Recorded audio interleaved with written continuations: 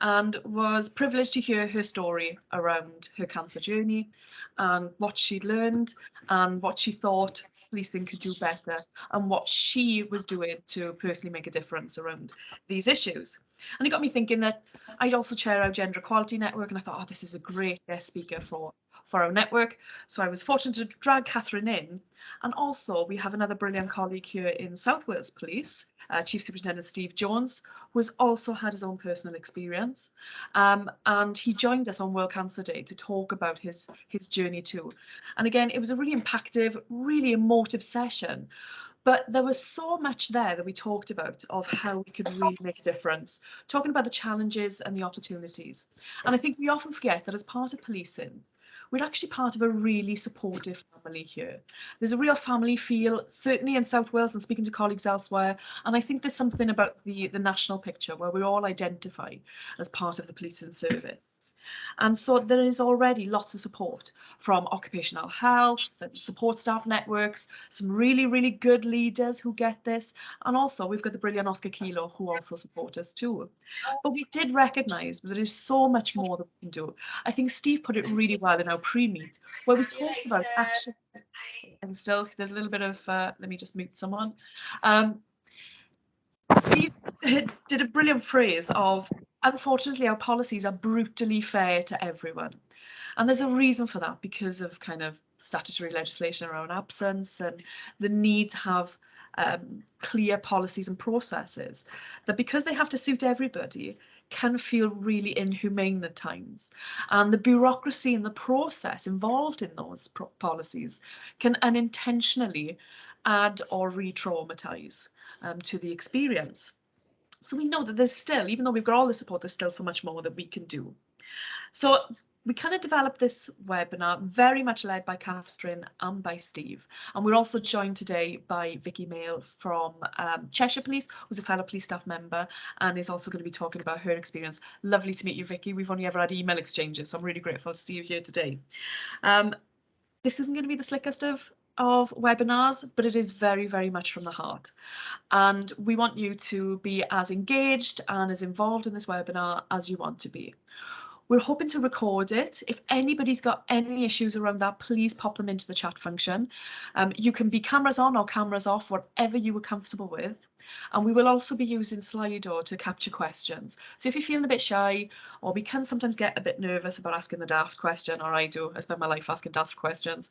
Slido is a really useful tool where you can ask something confidentially and anonymously. I'll put the link in the chat function when we start, so you can just click on the link and go to it.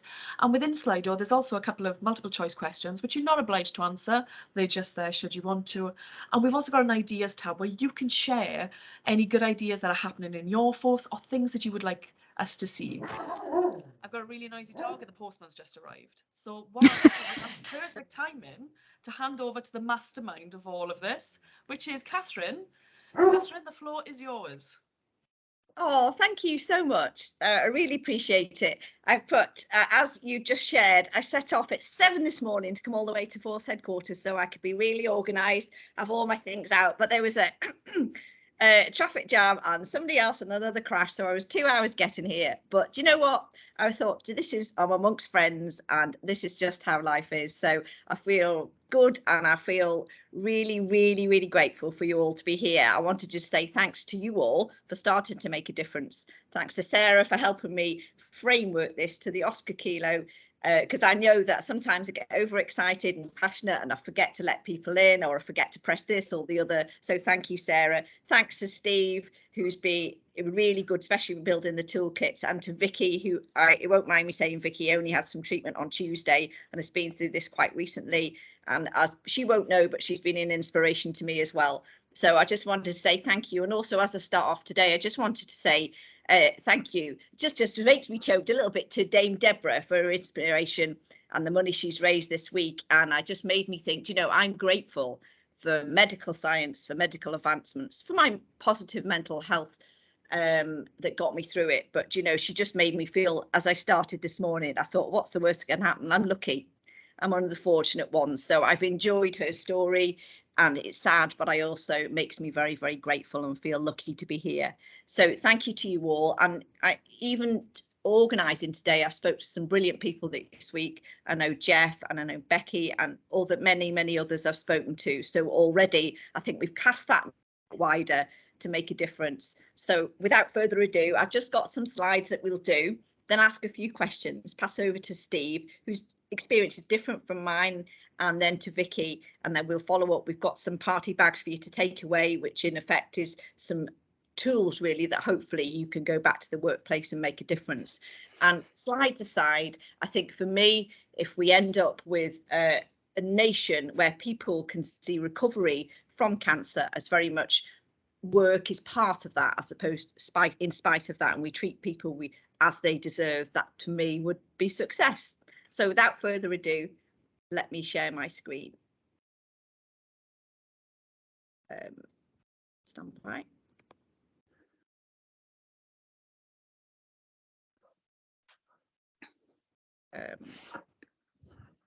Stand by. Put that up. Can you see it, Sarah? Nope, I can't see it yet. It doesn't look like it's sharing yet. If you're struggling, let me know and I can share from here.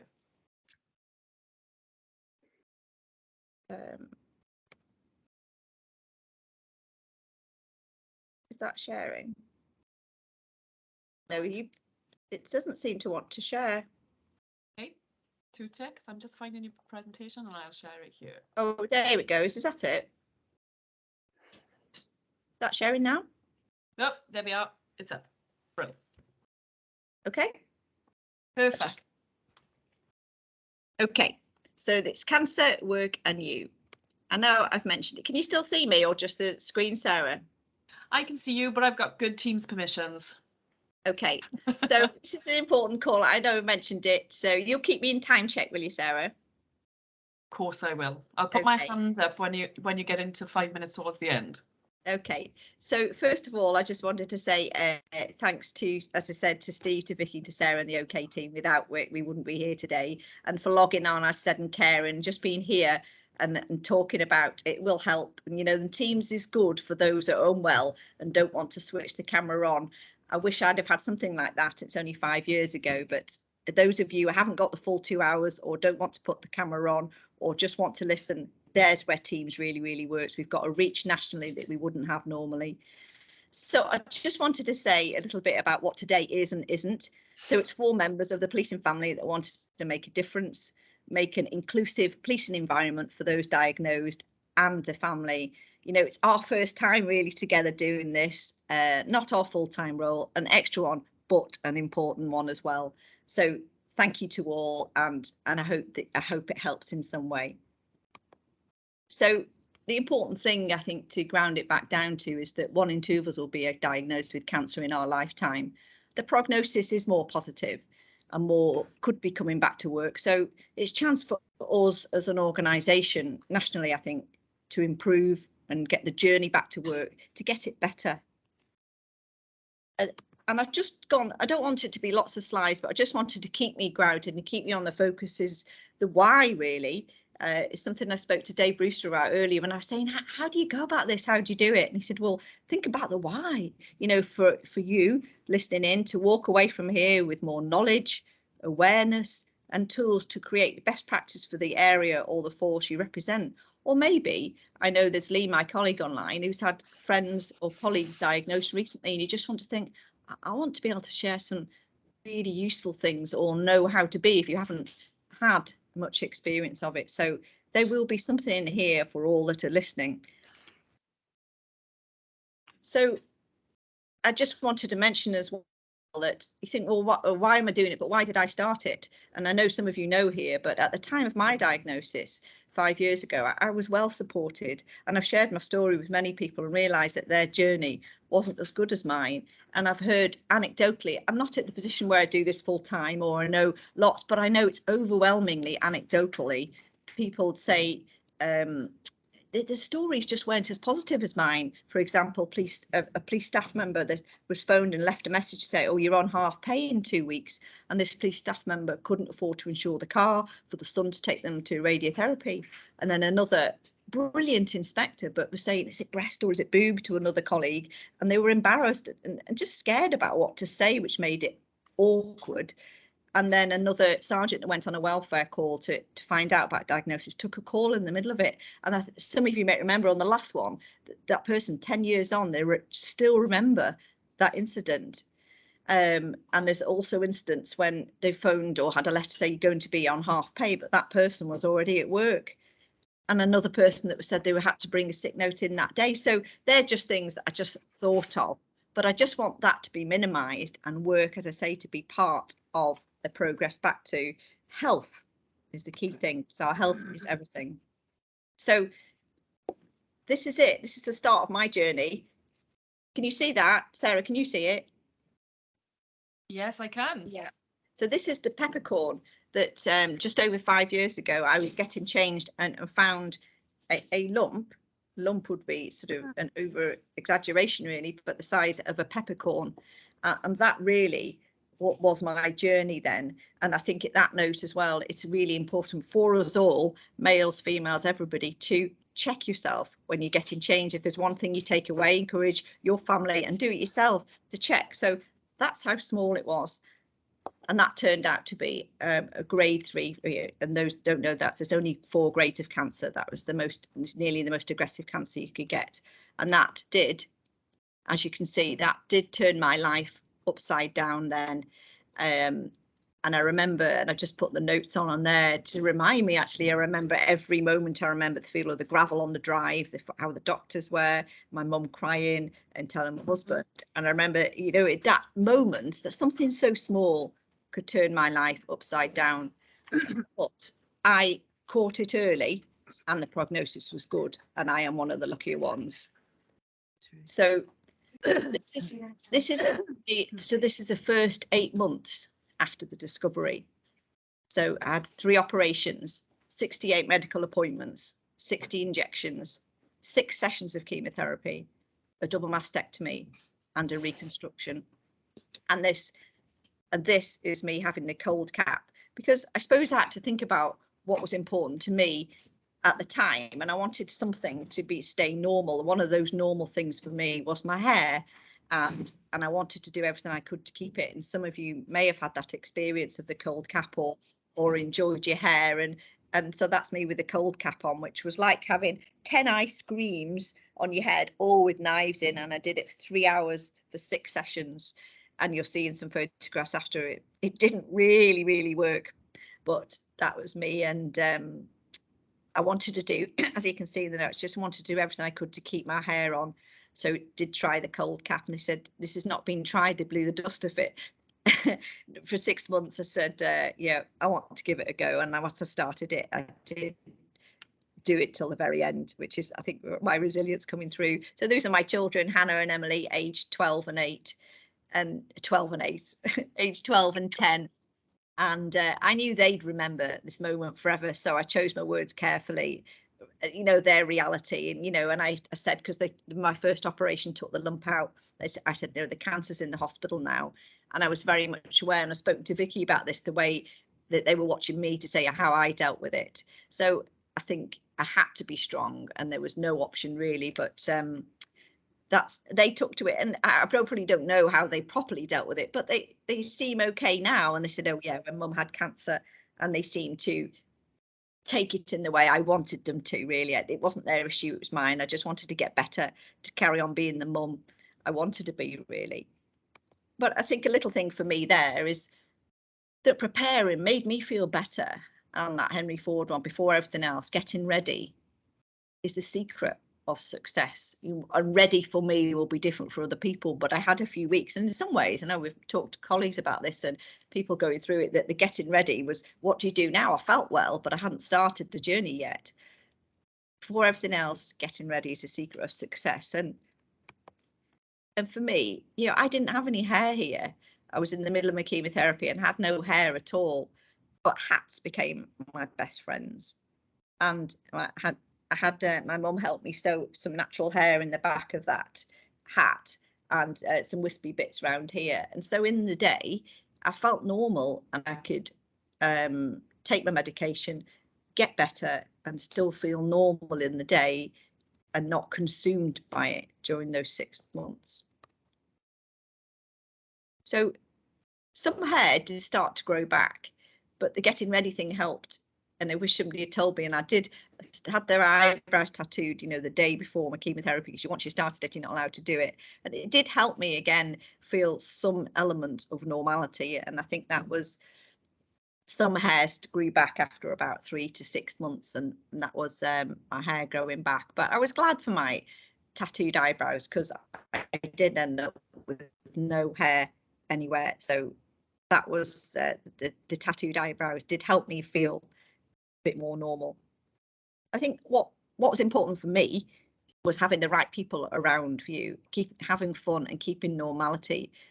For me, the people were vital, and the right ones. And in that, it's work really, which is where work comes into this, is that I was transferred forces and I was allocated a genuine single point of contact. And he turned up on my door with the garage flowers and just said, I'm not sure what I'm doing here, but I don't know how I can help you, but tell me how I can help you and I'll do everything I can. And he was the right person. And we got, fancy words might be protocol, but we had a way of communicating. I could text every Friday what I needed, what information he needed from me, and he was able to sort out, you know, pay, return to work, communication, and all things that I didn't know that were right to do, but it felt right to do. And then when we come into the toolkits afterwards, I didn't realise that we were doing all the right things, and he was an exceptional leader. But the right people, he made me feel, because I was new to Cheshire, he made me feel that my recovery was important. And, you know, probably if you cut me in half now, I'd have blue and white, because I've always been in the police, and police was very much part of my recovery. And to feel that somebody wanted me back at work and that he could find me something meaningful to do was really important to me. I feel intensely loyal to Cheshire, but I believe very, very strongly that that was him that made me feel that it was okay, and that I still had something to look forward to. It was really, really important. You know, I created things for myself outside of work, but going back to work and looking forward to going back to work was important to me. You know, and going back to the personal planning, you know, I crafted each day so that there was something to look forward to. You know, I do believe if you don't design your own life plan, chances are you'll fall into somebody else's plan, and guess what they plan for you? Not much. I know that's harsh, but I crafted each day with something small to look forward to. So this is it is just me, but I didn't want to hide away from it. I wanted to embrace it. And somebody mentioned to my youngest daughter there, who's 10, so in the fluorescent wig in the middle, oh, she's mum wearing a wig, sniggering. I said, right, we're having Wig Wednesday, and it says 630, but we ended up raising 2,500 for cancer support at my children's school. So everybody wore a wig and paid £1, and then we raised some more money. But I wanted to engage with the local press and inspire others that wigs are good, whatever it takes to need your recovery. It is brilliant, and I wanted my children to be part of the journey, to celebrate part of the journey. And it was a brilliant day, and I hopefully inspired others, but certainly brought it to life that wearing a wig is a good thing, can be a good thing, and it's a part of a process to getting better.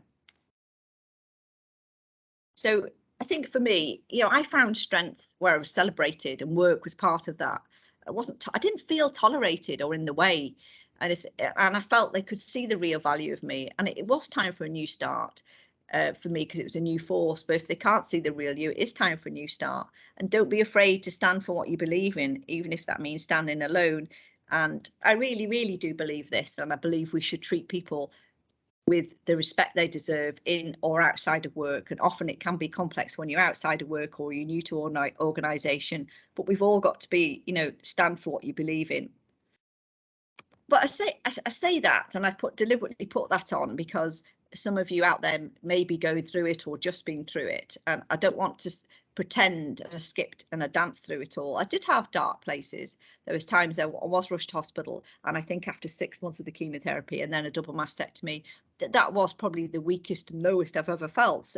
And I had things to help me feel better, but I don't want you to think that it was an easy journey. It certainly wasn't easier. It certainly wasn't easy, but it was made a lot more bearable by the people I had around me.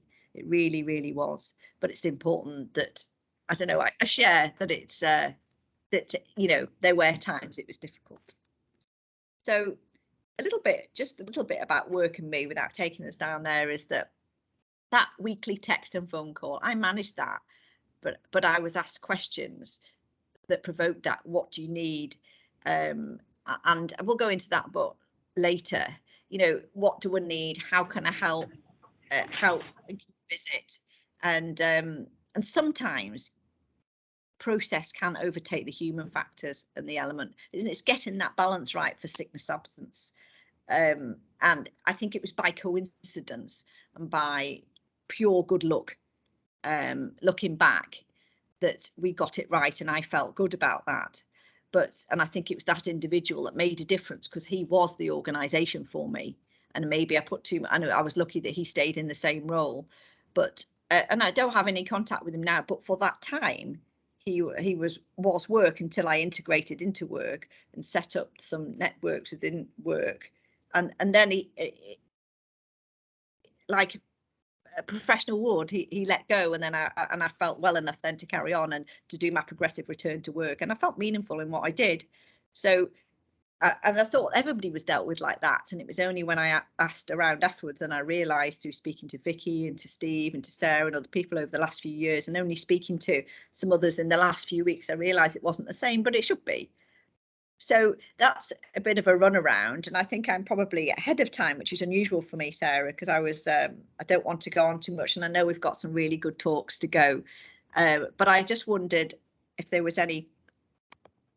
Oh, you see, before we go into the toolkits, that was just me on my first day in uniform back in Cheshire, and that's a wig on as well. That was my daytime wig that I managed to put back into a ponytail for my first day back at work, and that was in the toilet at work, thinking I don't know how this is going to go today, when I did my first half day. So Sarah, I don't know if there's anything else you can think of, or that's the end of my presentation, and I'll go back to the toolkit for managers later that we put together this week. But that's in terms of questions for me. I'm happy to take any questions. Let me just reduce that and stop sharing my screen. No problem. If there's any questions, please feel free to raise your hand in the chat. We do have one over on Slido, which is, how did you manage to juggle family, work and treatment? Sometimes it's really hard to step away. And I'm guessing what they're saying there is really hard to step away, to really focus on your recovery when you're juggling so many things. Well, I think there's different phases. I think when you were doing the treatment, I wasn't very good at the family things, and I relied a lot on my husband, on my mum, and friends were brilliant. I think you can only focus on one thing, which is getting better. And people were very good to me, but then I think it's a spinning plates thing, isn't it? And a prioritising every day. And I think health is everything, and without you, nothing. And juggling work were good to me, and it's only when your health's good can you then focus on work, can you then focus on children and family. And each day I think it's very different. Some days I manage it, some days I don't do it so well, but it's definitely much, the support of those around you. Could never do it on my own, and I treat my health very preciously now. And any lumps or bumps, they see me quite quickly, and it's amazing really how paranoid I feel about things that I didn't used to. I used to probably take it for granted, especially stress as well. But yes, I'm not always great at juggling it. I do my best, but I think I couldn't manage without those around me. I guess that hypervigilance is only normal as well, isn't it? When you've been through a health scare like that, you will, it's a kind of side effect, isn't it? A long-term side effect, that hypervigilance of your own symptoms, body care, and so on. Yeah. Any questions for Catherine? Please feel free to raise your hand, and you can come off chat should you want to, or the link is in the chat function if you want to ask anything on Slido. We will come back to Catherine later and ask some more questions, should you want to leave a little while just to see there are no spoiler alerts. Oh, Jane's here. Yeah. Yeah, great. Well, if that's okay, I shall move on to Steve. Thank you so much, Catherine. We'll come back to you in a moment, but Steve, welcome. What it up, Bob? Good morning, everyone. I'm Steve Jones. I'm currently the BCU commander in Mid Glamorgan up in the valleys in South Wales. Prior to that, I was the BCU commander for the capital city of Cardiff. And I'll go through my presentation now, which I'll hopefully be able to share with you. It's only the second time I've done this, so not quite an old pro like Catherine, but I am beginning to sort of enjoy the feedback that we get from these sessions, knowing that, is that sharing for you now? Because it's disappeared from my Yeah. screen. Yeah, Right. perfect.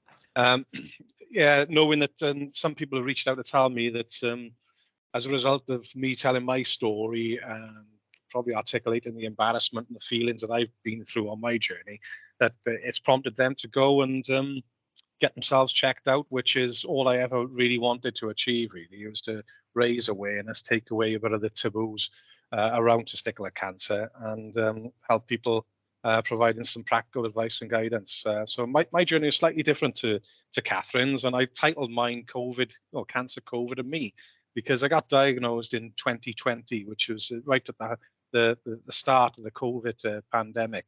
And that in itself was quite interesting and challenging as we work through this as a family. But I'll try and go through these things. Right. So my presentation will hopefully talk about the testicular taboo, my symptoms, and me putting off going to the GP, the diagnosis and treatment I had, complications I had, the value of having somebody fight in my corner repeatedly. My wife Beth, she performed that role.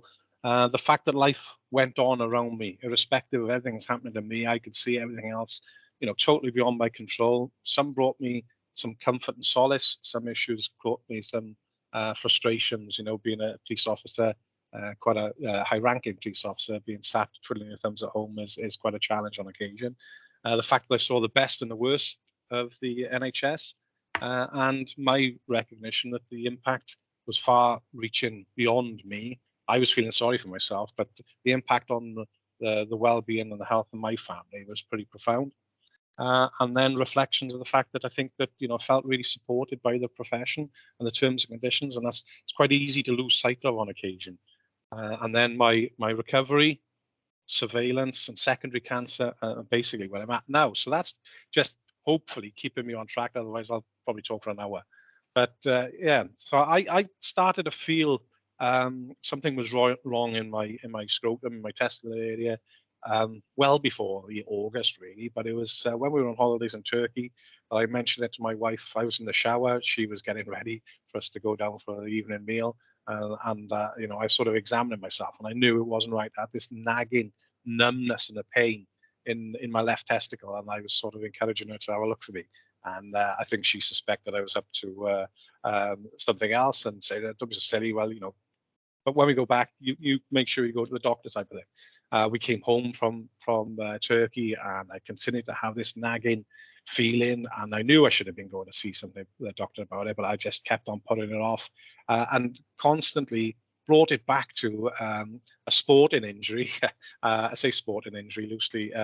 We'd gone away as an extended family and had a lovely place with tennis courts and playing tennis, a knockout competition as family members. And my son and I were playing doubles, and he played a bad shot, so I criticised him. He turned around and full on Andy Murray'd a serve into my groin region from about 2 foot away and absolutely dropped me.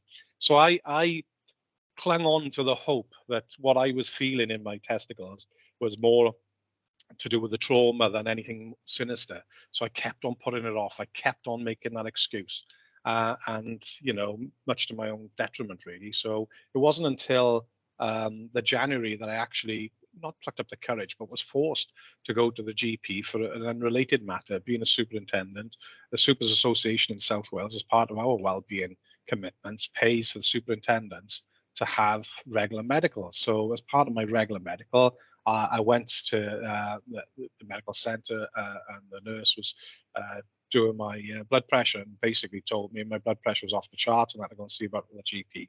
So I had a reason, thankfully, I had a reason to go and see the GP. I went to the GP about my blood pressure, and it was massively down compared to the medical, and it's something I've always had, is white coat fever. But I used it as an excuse. And when I was there, and I said to the GP, I said, "While you're there, doc, will you have a look at my testicles, please?" I said, "I've got one testicle is far harder. It's almost solid to touch compared to the other." I didn't have any peppercorns or lumps and bumps, as Catherine experienced, but I had this dull pain that was there on and off, and my testicle was swollen and hard compared to the other.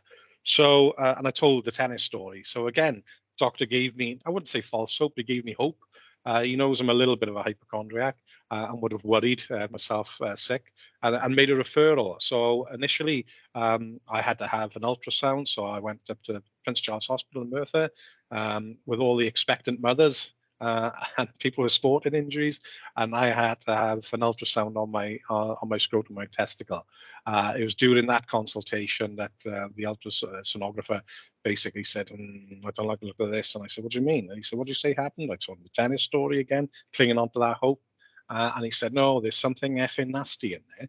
And, it took the wind out of my sail. So I came out, tears in my eyes, and grabbed hold of my wife and said, no, he's told me it's not looking good. There's something naughty in there. And I had an urgent consultation then with the oncologist, or the urologist. So what that looks like for people is when you go to the urology department, I was sat in the waiting room for the consultation probably about a month later, and looking around at the walls, and everything on that is telling you you've got cancer, even though nobody had confirmed it to me at this stage. But for me, that was the most difficult period, was between going to the GP and undertaking all these tests and having referrals to go to urology.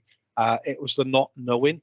And when Catherine talked about her journey, that was the period for me when I definitely went to dark places.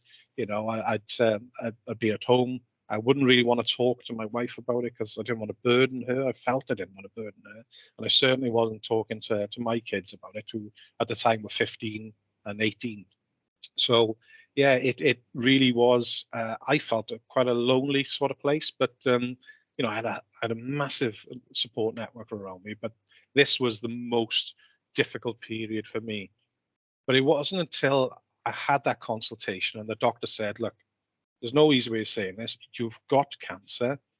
There is only one route for you, and that's to have a radical inguinal orchidectomy, which is the removal of the testicle, where they go in through an incision on your abdomen and go through the orbital canal and remove your testicle and all the wiring.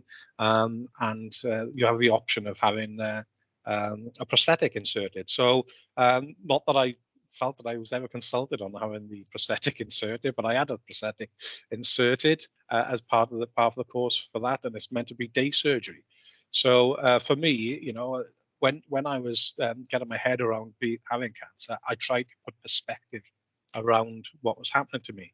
And I found out, I tried to avoid Dr. Google, but, as Catherine said, it is good to be sort of prepared. So I kept my reading to the materials that the health service provided me, so I had a knowledge that, the survival rate's really good for testicular cancer. It affects about 2,000, I think it's about 2,800 men per year, and it's more common between men of 18 to 40. But I've recently done not a webinar, but a podcast with a GP, and he said, well, basically, if you've got testicles, anybody can have cancer. So, perhaps not focus on those statistics too much, because anybody could have it. So statistically, a bit of an anomaly.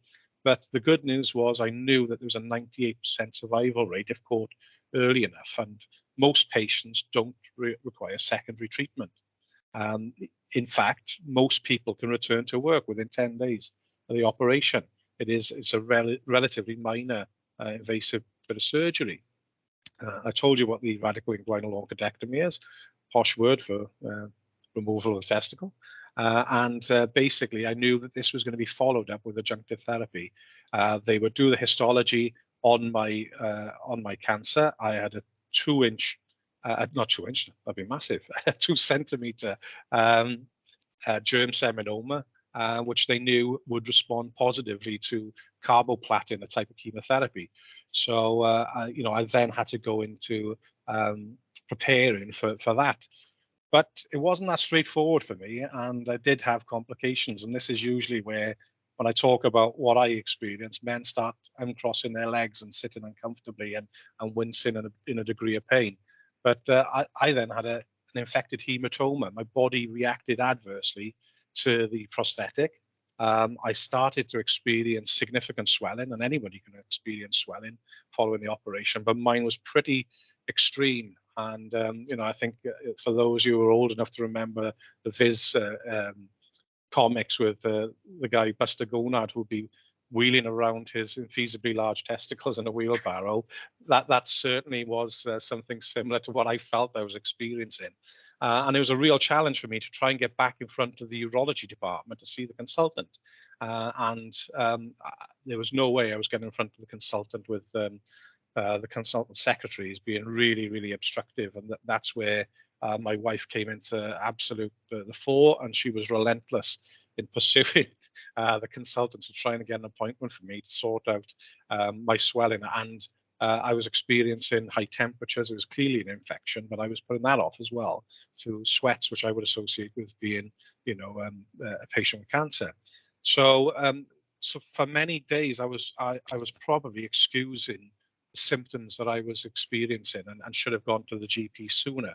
But I went to the GP about seven to 8 days after my operation, and it's pretty extreme when a GP of 50 years service asks you to drop your trousers, and he winces and leans back and says, "Oh, good God, Steve, you have got some big swelling there." So yeah, that was a bit of an eye opener for me, and he basically said, "I'm going to give you tablet antibiotics, but I really think you need intravenous. So if this gets any worse, get back in front of the consultant." Well, easier said than done.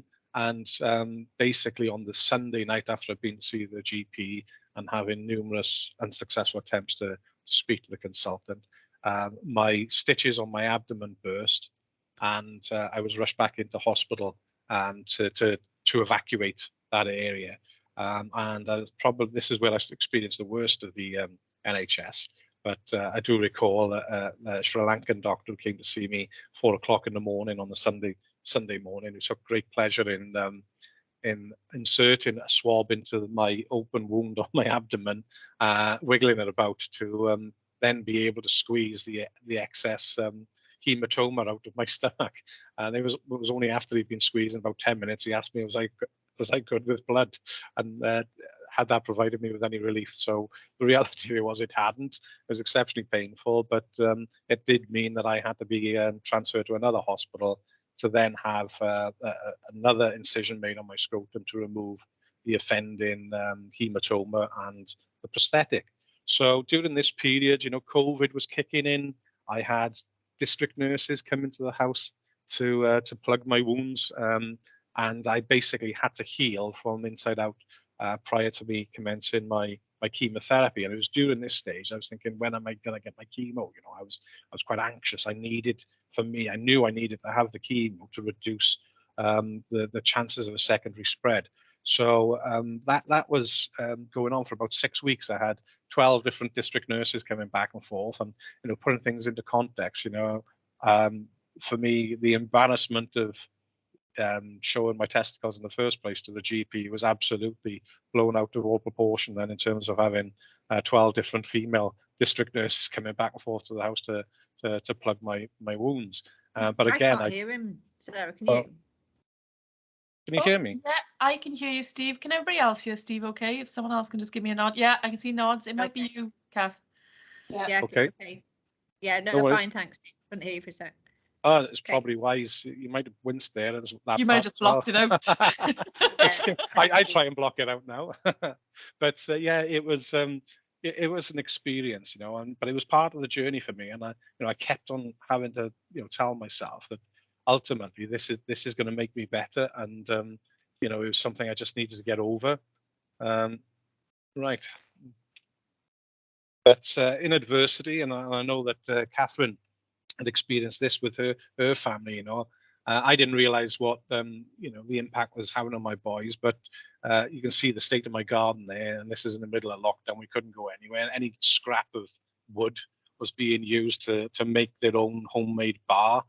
They shaved their heads. That's my wife shaving my elder son's head there with the clippers that we use on the dog, but he felt this is just before me going into chemotherapy, and they hadn't done their research because for the chemotherapy I had, it isn't really associated with hair loss, but they shaved their heads for charity. They raised £700 between them for their efforts, but they just felt that they wanted to show that level of support, and that's basically what we got up to in in lockdown, and whilst I was recuperating and preparing for chemo and recovering from chemo, yeah, we turned the back garden into a bit of a bar, and that's how we got through it. It was perversely for me and the family a really good time. You know, I've got a very close-knit family, and the amount of love and support they were able to give me at this time meant that I felt I didn't really need anybody else.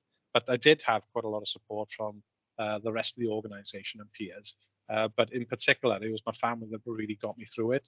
But at the same time, they also gave me some home truths. During this period, you know, as I mentioned at the beginning, I was the chief superintendent for the biggest and busiest BCU in Wales and the capital city of Cardiff. It's an event city. So, you know, my typical week would result in me working 12, 14-hour days every day with a, you know, a commute, an hour commute, you know, every day each way. And the impact that that was having on my family, I didn't realize, you know, because I loved, and I still do, I loved my job so much. You know, I didn't feel that it was taking that much out of me. But the family were, during this period, you know, they took the opportunity, I wouldn't say stick the knife in, but they were worried about me. And whilst they were telling me how much love and affection they had for me and how worried they were about me, they also told me how I'd been absent in many instances, you know, missing birthdays, missing key football games, missing his player of the year, and those type of things. And it hit home, you know, so it did give me that opportunity to put stock on my life and take perspective and to reassess. You know, I still know that I'm giving between 40 and 60 hours a month every month to the job over what I'm meant to be working, and that'll never change. But it was compounded by the magnitude of the job in Cardiff. So whilst I was off, you know, it really was down to our current chief, Jeremy Vaughan, who reached out to me in a way that, I'll be honest with you, I never thought that he was going to be capable of doing. But he shocked me. But the first person that I rang when I found out that I was diagnosed with cancer was Jeremy Vaughan. And I wasn't really ready to tell anybody, but I just felt compelled, you know, the job's so important, I've got to tell my boss. Reality, I didn't have to, but you know, I did. I wasn't ready to, and it went the way you'd expect. There's only two C words that people don't want to hear, and one of them's cancer. And I was telling Jeremy, I said, look, I've got cancer, and as soon as I said it, I burst into tears. And he was fab. He just let me have that outpour of, you know, emotions, and then basically said, you know, whatever you need, whatever you want, we're here for you. And I knew, you know, perhaps it's because of my seniority in the organization, perhaps it's because, you know, I've been entrusted to apply the policies and procedures locally with a great degree of flexibility. I knew what he meant, but my wife, who was police staff at the time, didn't perhaps have the same confidence to know what it meant for her either, you know. And during this period, you know, she found it exceptionally hard. You know, definitely collectively our mental health was really affected, but she took time off to support me, and I don't think we'd have got through it without that. So for me, I feel eternally grateful to the way that the force gave me that autonomy around my own sort of recovery and how I applied our own policies and procedures. And I know that that doesn't apply to everyone. But every time that I text the chief, you know, whether it was like, oh, I'm back in hospital, or my bloods have come back, or I've got my CT scan, or I'm in this surveillance meeting, or I've got my chest X-ray, or I've got this result, that result. I just text him, and whatever he was doing, he dropped, or he made me feel he dropped, because he would come back straight away with a phone call, and that was really, really valued by me. But it was the other small things for peers and friends. You know, there's so many people said to me, I didn't want to text you just in case. And I was saying, well, you know, I've sat at home, you know, watching Homes Under the Hammer most of the time, you know, twiddling my thumbs, waiting for the district nurses to come. But it was the odd text from random people that you've worked with, or friends and family, that saying, how are you doing today? What's happening? That type of thing meant the world to me. We had a few small gifts and gestures bought for us. as a couple, people letting us know that they were thinking of us, and that went such a long way. You know, I'm not saying everyone's got to do that, but I was just saying the spontaneity of reaching out to somebody goes a long, long way. So the thing for me is that, you know, I think Kath touched this on her presentation, is don't be afraid to ask. If you don't ask, you'll never get. And if you don't ask, nobody really knows what you need. So be prepared to be able to say what you want or what you feel you need. So for me, you know, from March to June, I had the orchidectomy, hematoma, I had the healing and the chemotherapy. From June, I was back in work. In June, you know, I was back in work remotely. COVID restrictions, particularly in Wales, were very, very extreme and tight. You know, it was preventing me from being allowed back in work for 12 weeks post chemotherapy. So I had to work remotely in accordance to the guidance, because I had a letter saying I was extremely vulnerable. But as soon as I came back in the August, I was back on the SFC rota, the Strategic Firearms Command rota, because that was important to me. You know, on reflection, you know, should I? Because it's 12-hour shifts or nights, etc. Always makes me feel really tired. I don't know. I probably still would have argued against it and said to people, I need to go on the road because it's so important to me to feel that I'm playing my part as part of the superintendents delivering this service. But so it was really, I felt as if I managed my own return to work well. I did my own risk assessment. I don't think, to be honest, you ACCs are probably that well versed in writing people's return to work action plans and risk assessments. So I thought I'll take a chore off their hands. But then I've been back in work, you know, remotely doing meetings, etc., and in the office for a month. And then I have a letter. I have the HR letter, as I call it, advising me from the Force Finance and HR departments that my case was up for consideration of dropping down to half pay. Well, you know, you can imagine my reaction, thinking that, you know, these letters go out in my name as well. And I'm thinking, I've read this, and I didn't get to the bottom of the letter to see who had actually sent it before I ripped it up, because I thought I'm not going to be able to come back from that, because it really ticked me off beyond belief. It made me feel like a number. It made me feel that the 25 years of service that I'd given in being swept up in a letter that says, oh, we're really sorry you're ill, but you know, you've been ill too long now and you're going to drop to half pay. I knew there was never any risk. You know, there wasn't any risk. I've been back for 2 months, but there was never any risk of me being taken to half pay with the level of service and commitment that I've given to the force. And I just thought that, you know, the policies and procedures, it just made me feel totally devalued at that time. So that's when I sort of committed at that point. We've got to do better. We can do better, because what's coming out of the chief constables and the deputy chief constable's mouth is not this letter. So, you know, I brought that back with me as my sort of learning point, really, and brought it into the organization to try and take with me as an improvement. So, yeah, and during that period, I suppose in my own recovery, I was offered the chief or the dep at the time said, you know, what job do you want, Steve? And I reflected back, as I talked about with my family and the impact that policing had on me, and I asked for the BCU command closest to me, and it's made a huge difference in terms of my quality of life, my work-life balance, and I've got a 7-minute commute now, so that's absolutely fantastic.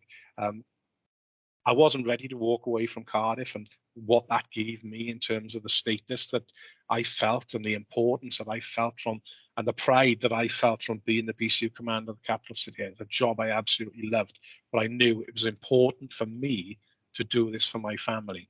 And at the same time, obviously, being a cancer survivor, I'm in a period, I still am in a period of 5 years of surveillance where I'm at a heightened risk compared to the rest of society, but they keep a close eye on me. And that's really reassuring in many respects.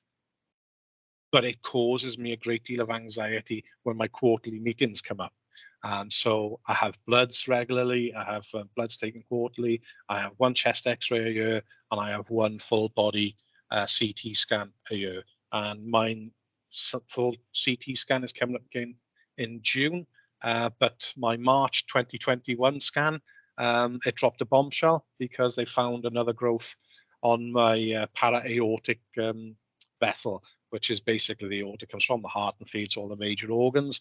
And they found another cancerous growth there, which they had to treat with histology I had, again, with chemotherapy. So I had a further round of chemotherapy last April, followed up by 15 days of radiotherapy to shrink the tumor. So that's exactly what I had, you know, and during that period, the support I've had on the both occasions from peers, from supers, from colleagues, from people junior in rank reaching out has been wonderful and made me feel valued and missed, and that was important. I will confess I had difficulty seeing my replacement, who the first time round being named as the BCU commander of Cardiff when I was ill. That stuck in my throat a little, but I moved on because that person was wonderfully supportive and picked up all of my SFC shifts that I was unable to do through illness, and really made it work and didn't miss a beat and didn't drop anything whilst I was off, which was really important for me as well. So where I'm at now is, you know, health anxiety. It's real. During COVID, I was absolutely I don't want to be too crass on this, but tapping myself in relation to COVID. The fear of God was put into me during that period, and I was so robustly diligent around the rules and regulations you won't believe, probably to the detriment of some of my family relationships. I'm more tired, get more tired a lot more quickly. My testosterone levels have dropped, so I'm now under an endocrinologist for tests to see how much that's been affected.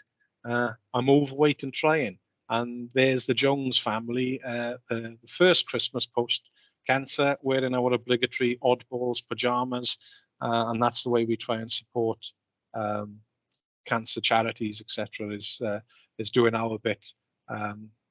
Yeah, a bit garish, but very, very comfortable. If anybody needs pajamas, but that's been my journey really, and I'm, you know, really happy to share it.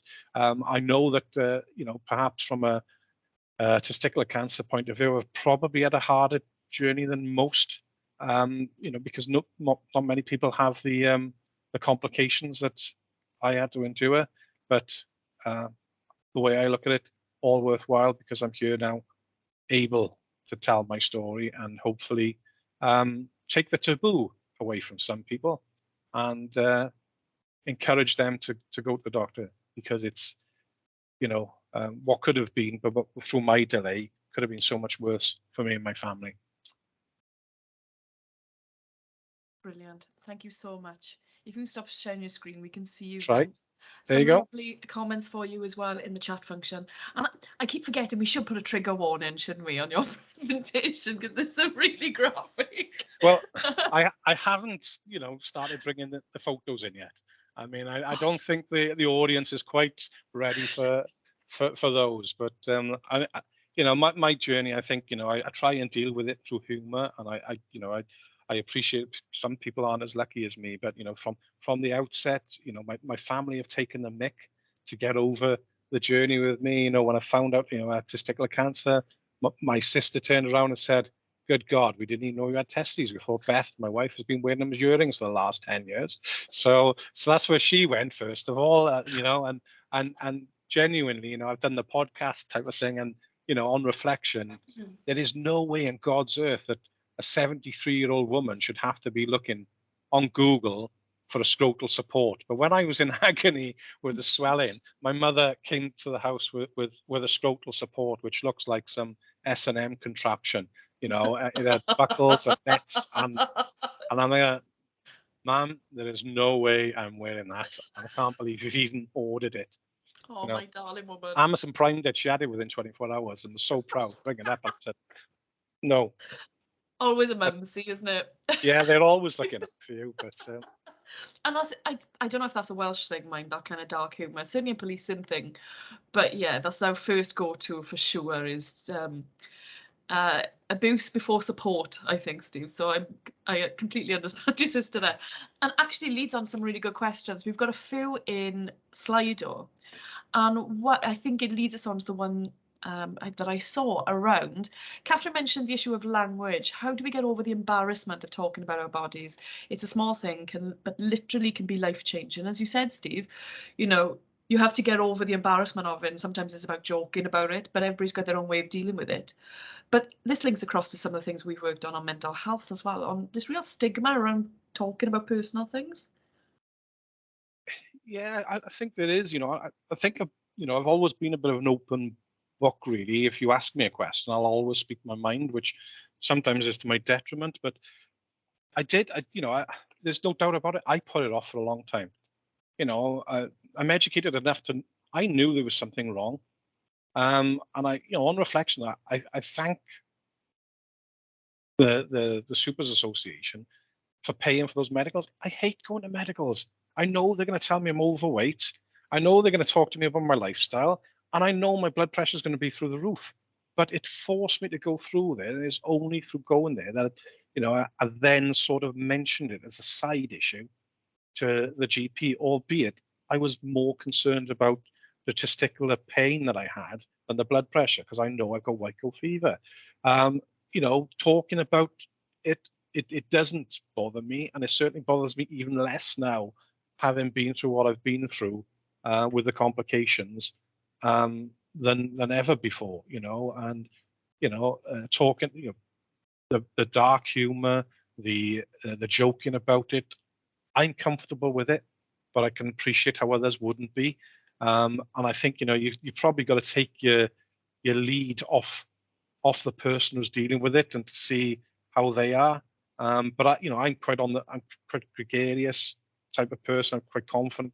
Probably I wouldn't have got to the position I'm in. But and with the nature of my family as well, it sort of forces me to laugh and joke about things, because I'd be the first one to take the Michael if the roles were reversed and this was another male member of the family. I'd be the first one. My brother-in-law calls me Juan, because I've got one now. So it's those type of things.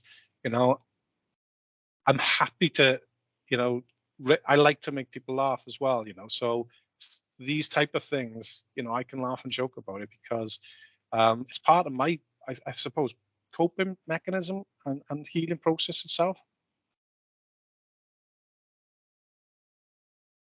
Oh, yeah, definitely. I can see that. And I think, Catherine, because I think you mentioned it earlier as well. I don't know whether it's something that women are often more comfortable talking about bodies than male colleagues, whether that's because we're subject to some pretty intrusive checks from an earlier age. I don't know. But was that your experience, or was it?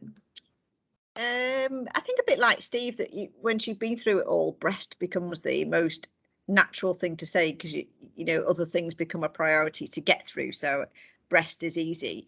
But I think even before then, what's the right word to use? I don't think there is a right word. It's whatever the patient feels most comfortable with. And then, like Steve said, you say breast, and then so that's a lesson, not a lesson, but a tip for us all, really. Wait for the cue, then use that. I use breast like I use pencil or pen now, but that's because I had so much exposure to it. I don't think there's a right or a wrong, but I think we're getting better at there being no taboos. I like a bit of alliteration, testicle taboo. That's going to be my one for today. There's no testicles to boobs, or there's no breast or boobs. It's just whatever. It's just a breast. Testicle taboo. That's definitely a T-shirt, isn't it? I'm sure we Yeah. can get that done. There's one that's pertinent for you as well, Steve, which is, do you think sorry, let me just bring the question back up. As a chief super, do you think the support you received from the organisation was different to what a PCR staff member may have had? Was it better or maybe worse? I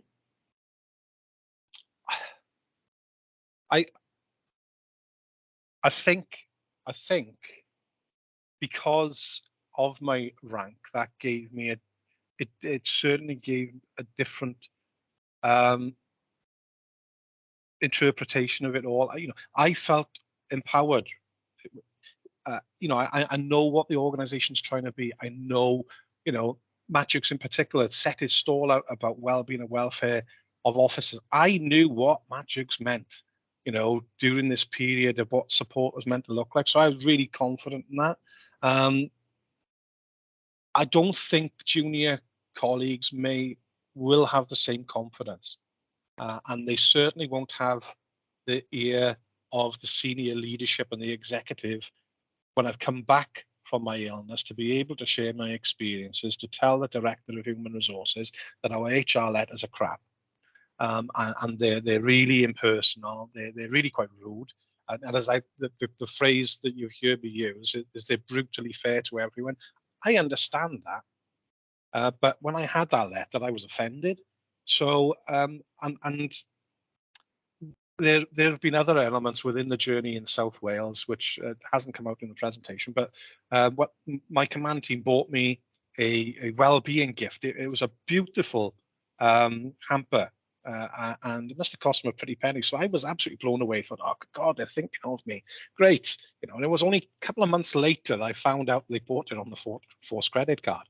And they got absolutely hauled over the coals for it. So there were two issues there for me, which I got over. But the fact that they bought on the Force credit card, well, more the fool yous. I had other gifts bought for us, and genuinely the most emotional one for us as a couple were my wife's team, who were all scale 1-3 ladies in the operational support unit, paid for us to have a 5-star night away with meal in the Celtic Manor Hotel. And we're talking the most junior ranked people in the organization clubbed together to pay for that, and that blew us away. So that was fantastic. But then to think that the organization wrapped the SMT's knuckles for buying a gift, probably was about £100 out of their welfare budget. So that also came back to me. I thought, there's somebody somewhere who knows the cost of everything and the value of nothing. And that was the phrase that I used. So since that date, since me coming back to the organization, I've had commitment that the HR department are reviewing their letters. I certainly am. From a personal perspective, I'm now looking at the letters. There is no person who's going to receive one of those letters without a personal visit from my SMT to explain what's happening and what the options are, because there are tactics and options about delaying that process, about using leave, about referral to union benefits, around police staff benefits, the police benevolent fund for police officers. I happen to be the chair of that in South Wales. So I've used it to drive forward little subtle changes, I hope, which are making a little bit of a difference. So each BCU in South Wales Police now, we're all about 1,000 personnel, but we've all been given a £12,000 budget to be able to send token welfare gifts out of the blue to people who are not expecting it, to say, we're thinking of you. This is tough. You're not alone. Here it is. Whether that's a tea box, whether it's a cream tea gift box so they can go out with one of their friends to just get away and decompress, it's that type of thing that we're trying to do, to say we're thinking about it and we're here for you. So that's what I'm trying to use my experiences to influence a bit of difference. And I don't think junior rank officers, to bring this back, have got the same level of access or voice. So I'm trying to use my position to influence that. That's the bonus, isn't it? The privilege of position. And as long as you're using that to do that support, and I know you do. And we always go by the Daily Mail test, and we talk about that a lot in policing.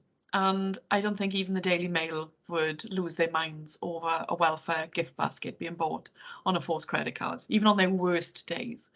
And I don't know. It's something that we've had long battles on, and you and I have had conversations on these kind of things around our procurement policies. This isn't just a HR issue sometimes, is it? It's the other things too. So there's a couple of other questions on Slido, which I will then, I'll come back to after Vicky, if that's okay, because I think everybody will have a view on some of these questions, and it'll be touched upon perhaps in some of the toolkit discussion as well.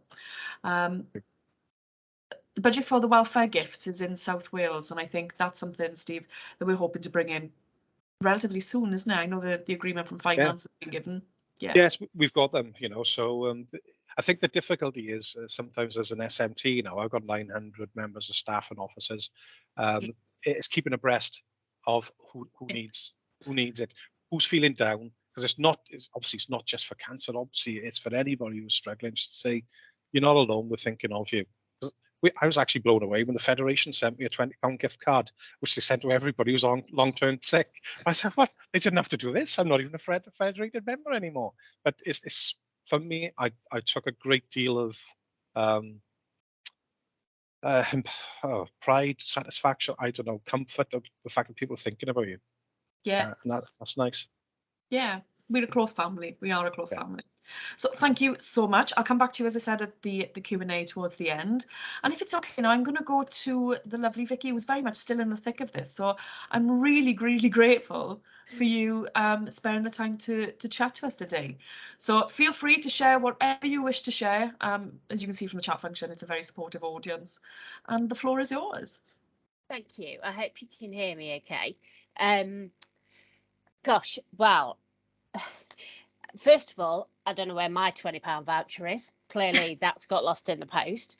However, I mean, you're absolutely right, Sarah. I am in the thick of it. I had my last treatment on Monday, and that was a culmination of a year's worth of immunotherapy, which is part of the chemo that I received. So every 3 weeks, a Christian nurse would come to my house and give me an injection, and then I'd have the various side effects for the 3 weeks, and then I'd have it again. But I am an emotional wreck. I am an emotional wreck after listening to Catherine and to Steve, and I want to say thank you so much to you two for Catherine for organising this, and Steve for talking with such openness and eloquence, because it really is an absolute I can't swear, can I? It's an absolute crap show of stuff that you have to go through when you're going through. So I will try and keep it together. I have prepared some cards, but whether or not I'll stick to them, I don't know. Catherine's given me 10 minutes. I probably won't fit it all in 10 minutes, but very briefly, my name's Vicky Mail. I am a Scale 3 HR assistant for Cheshire Police. I've worked for the force for 6 years, and predominantly, until very recently, that was for multi-force shared services. Nobody boo. Multiforce I was extremely proud of working in Multiforce. I cut out a real niche within Multiforce, and I got to speak to officers and staff a lot, and the discrepancy between stop putting brave things on there. The discrepancy between officers and staff was apparent right from my first week working across 4 forces, as we did then. Officers think as a staff member, we don't understand what it's like to be an officer, and they are completely correct. We don't. But some of us really care about how that comes across. So I always put myself in the other person's position, and I've spoken to so many officers and staff who have had they've just been having issues with stuff that they do on an everyday basis. But my whole I just want I want them to understand that I understand how they're feeling. So when I got ill, that's what I wanted. I wanted to have I wanted somebody to understand what I was going through. And of course, unless you're in the biggest club you never ever wanted to be in, the old cancer club, you're never going to really understand what it is to go through. Very briefly, I won't bore you with it. I was diagnosed with breast cancer in January of last year. I had the week before organised with a very good friend of mine that we would start cold water swimming that year, because we were on a dog walk and we saw these lunatics in Boundary Lake and said, do you know what, that's for us. 2 weeks later, I was diagnosed with aggressive grade 3 HER2 positive breast cancer in my left breast, when the mine wasn't a peppercorn. Mine felt more like a muscle, and I put it down to working from home, not necessarily wearing structured underwear for quite some time. I just thought my body was approaching the menopause and things were changing. Anyway, turned out to be the most aggressive form of breast cancer you can possibly get. And 2 weeks, after 2 weeks of seeing the doctor, between 2 weeks of seeing the doctor and seeing the mammogram team, it had grown, and there'd been another couple of cysts that had actually arrived. And so I had a biopsy there and then. My doctor's appointment was on my own. My mammogram was on my own. My biopsy was on my own. To tell me that I had cancer, again, I was alone when I received that news because of COVID. Very strong restrictions in my local hospital. You just couldn't take anybody with you. And when I knew it was serious when there was a Macmillan nurse and a doctor to give me my news, and I just put my hand up and I said, "You're going to have to stop." I heard the word cancer, and then that was that. Completely shut down. Emotional surge like never before, and they very kindly went and got my husband. I think they, up until that point, they were doing their script that they do probably too many times a day, where they would say what you had and what was going to happen next. And I think I sort of jolted them into reality when I said, can I have my husband here, please? And they were like, "Oh yeah, of course. No, gosh, we should have asked." And Steve talked about the best and the worst of the NHS, and in all honesty, I did see both sides. There are so many things that I was nodding along to. Catherine's story is very familiar to me, and Catherine is the reason that I'm here today. Not, in the universe, but she's here. I'm here because on the day that I left work to go on to sick leave before I started chemo, I happened across her story on the Force intranet, and I couldn't believe it.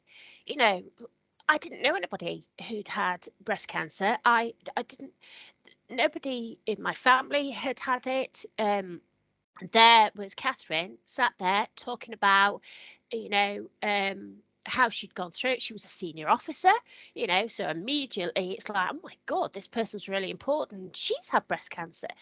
Because you should probably know when when you're diagnosed with any type of cancer, it's you think it's partially your fault. They tell you it could be genetics. They tell you it could be all sorts of things. It could be just bad luck. But actually, there's a part of you thinks, okay, so I must have done something wrong. There must be somewhere along. Anyway, Catherine's there. She's slim and and all the things I'm not, and she had breast cancer too. So I was like, oh my God, so I immediately fired off an email, which I read again recently, Catherine, and I think I praised you for being an inspiration, and to thank you for what you'd said, because actually you made me feel like I wasn't going to be on my own in the police family. It was very, very hard. And Catherine has touched base with me more than some of my family, in all honesty, through my cancer journey. I had the cancer diagnosis. I started chemotherapy within about 3 weeks. It was the one that you do lose your hair. So I became a boiled egg quite quickly. It was after my second round of chemo that I received a letter. So at that point, I hadn't been off work for 3 months, I don't think. And I'd had a conversation with my very young line manager at the time. We just received the news that Multiforce was going to be no more. So there was a great scramble for jobs, and people were put into jobs that maybe, you know, other people who'd had more experience, life experience, might have been better suited to, for my convenience only. It was hard. I had to get my husband to contact the force because I couldn't speak. The chemotherapy I had made me slur my words, made me very self-conscious of slurring my words. My vision wasn't particularly good, you know, and that was in between the persistent nosebleeds and the vomiting and all the other nastiness. Should have trigger warned, shouldn't I? So that's when I got the letter to say I was going to be dropping down to half pay, and my world just completely, because it's hard enough. It's hard enough dealing with what you're dealing with and the shock, and your family, watching your family watch you go through it, to then be told actually it wasn't even addressed to me. It wasn't, you know, it had my name at the top, but it was a generic letter. I've seen these letters go out, and I just couldn't believe that I was just, you know, after all the support that and all the nurturing and all the love that I'd received, to suddenly, you know, I know I'm only a lowly scale 3. However, I put my heart and soul into my job because it means so much to me. Coming back to work this last couple of weeks, I didn't know whether that Vicky was still, I didn't know whether Vicky was still around. I didn't know. She looks very different than when she left. I wasn't sure if I was able to cope with that. Turns out I can, and actually, you know, it's been great. My now line manager, you know, can't do enough for me, and we are very tentatively getting back into a routine. I'm so sorry, I'm such a melt, honestly. It's ridiculous. I blame the chemo. That's what I blame. So talking very quickly, because I know I've only got 10 minutes, talking very quickly about Dame Deborah, as Catherine mentioned. For me, because it was COVID times, I couldn't go to any of the, thanks Emma. COVID times meant that cancer was a lonely journey. I couldn't go to have a wig fitting because you couldn't try it on because somebody else might want that wig. So you would have been assigned a wig. I didn't get a wig. I embraced the boiled egg, and I just wore great big glittery things on my head and great big scarves with great big bows on them. The bigger the better, you know, and earrings, big old earrings. And I rocked it as far as I'm concerned. My children were amazing. I have 3 boys who are grown up. They're all men. The youngest one's 17, so he's not quite a man. The most important part of the whole thing for me was that I showed them that you can deal with anything. And I didn't want them to see. My husband saw my dark moments, and he saw the bits that nobody really wants to see, but I didn't want my children to see that. I wanted them to understand that I was tackling it head on. Like Catherine, like Steve, I've been blessed with a really close family network, so that made all the difference. I remember having chemo in the Christie Hospital on my own, because everything is on your own, and there was a lady sat next to me and she had no family, so she was going home feeling like I knew I was going to feel and not have anybody with her, and it broke my heart. So my friend and I, who were going to do the cold water dipping, she decided to do it anyway. She raised over £2,000 for Macmillan's because she swam the channel virtually in Boundary Park, which is our local lake, and she did it over several sessions, and she did it through the winter, and we now do it together every weekend. We have been since February, and it is it's just amazing. It's absolutely changed my life. Coming back to work was difficult because my life was changed. It was different. Everything was different. So coming back into the office, and you know, people worrying about line manager changes. You know, and there had to be. Of course they do, absolutely. But I wanted to scream on that first day. Have you any idea what I've been through? Selfishly. Anyway, I got over that. I've not shouted in the office for quite some time. I will wrap it up, Sarah, Catherine. I appreciate you listening to me. I really do. I had chemo, then I had reconstruction surgery. I had a new type of surgery which went wrong. I had a hematoma, emergency surgery 2 days later, swelling. All those things brought back so many memories that Steve was talking about. I then didn't heal because they'd been in twice, and I didn't heal until the end of November, having had the surgery in August. In August, I was also required to complete a skills matrix in order to get another job, so that I didn't lose my job, because Multiforce were no longer going to be around, so I needed to apply for a new job. So I filled out a skills matrix. At one point, I was going to have to go through an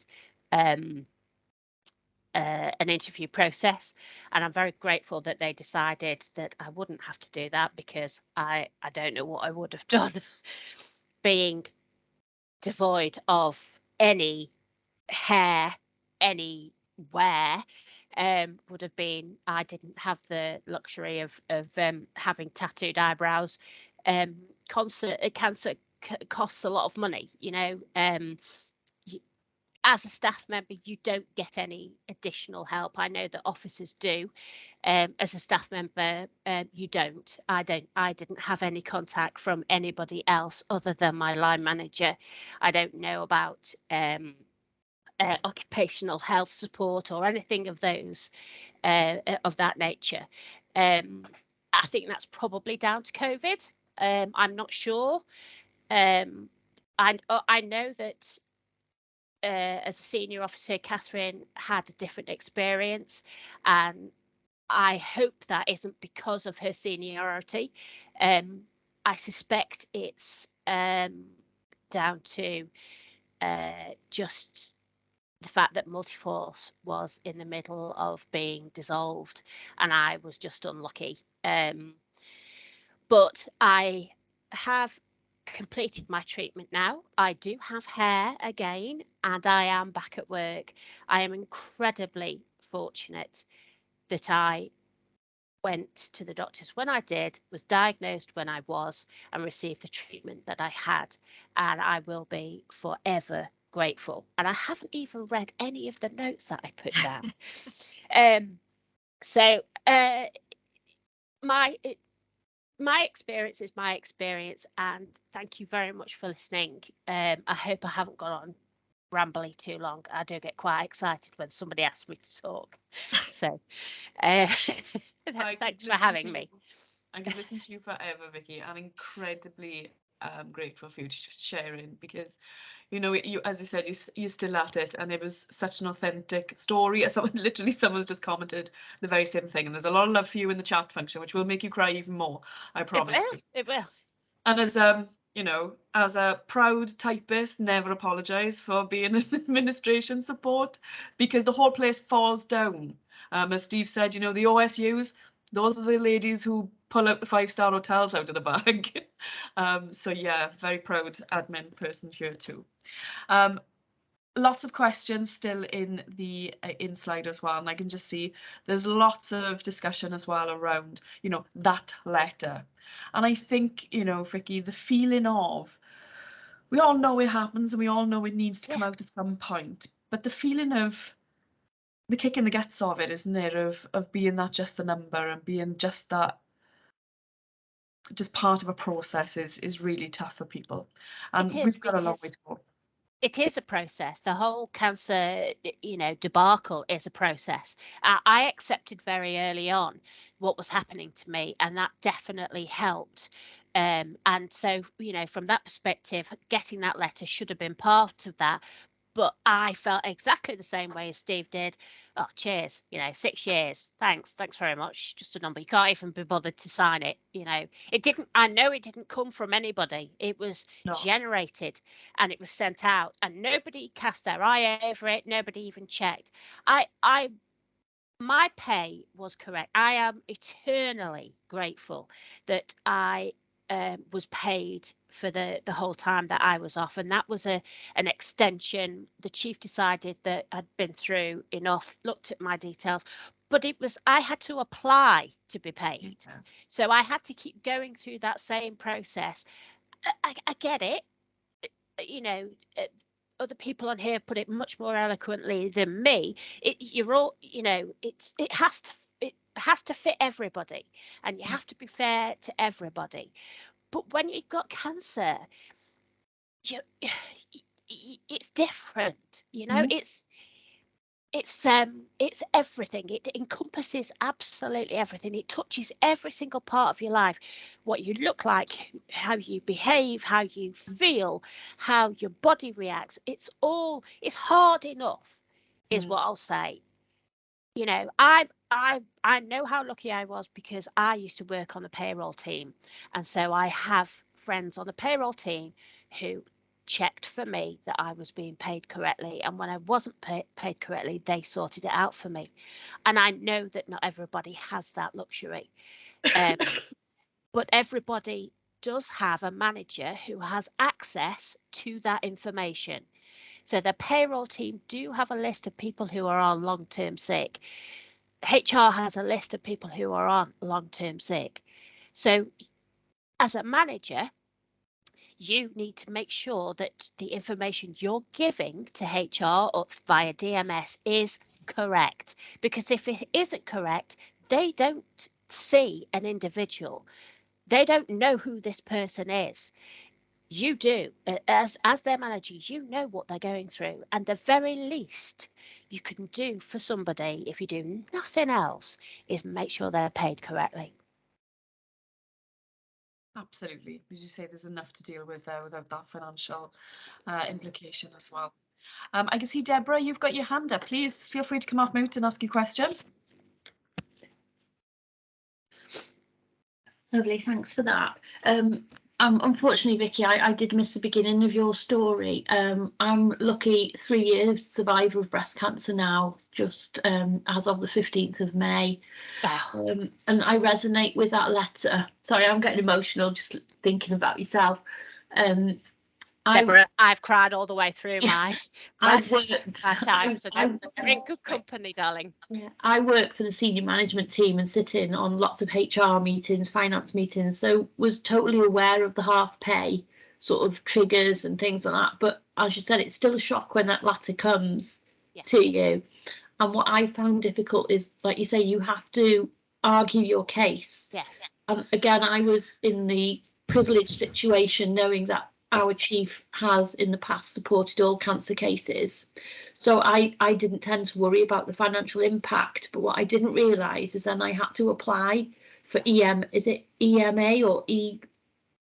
I'm not sure of the terminology. No, you have to apply via the job, and having treatment and having to go in to the job centre and sit, and then the lady you speak to has no idea what you're applying for. I gave up and went back to work. Did you?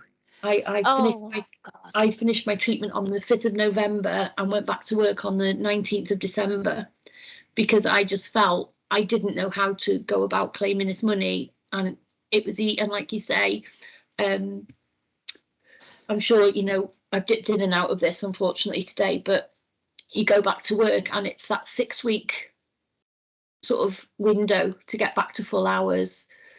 And I always liken it to like if I'd have had an ingrowing toenail operation, I would have the same Yes. sort of time to come back to work. And I sort of said to them, that's impossible, absolutely impossible. But again, you know, some pressure is there in some Yes. forces, I feel. The force I work for Cheshire, and there is very clear message to me that there is no pressure to return to work full time. However, every time I am in work, which is 3 mornings a week at the moment, we have the same conversation about what hours do I feel I want to do. Do I want to do more hours? Could I be thinking about more hours? When do you think I'll be ready to do more hours? Would I be able to do a full day I next have week? that conversation weekly from my, at the time, line manager, who was a friend outside of work and was very supportive. But again, like I put in the chat, I only had support from him.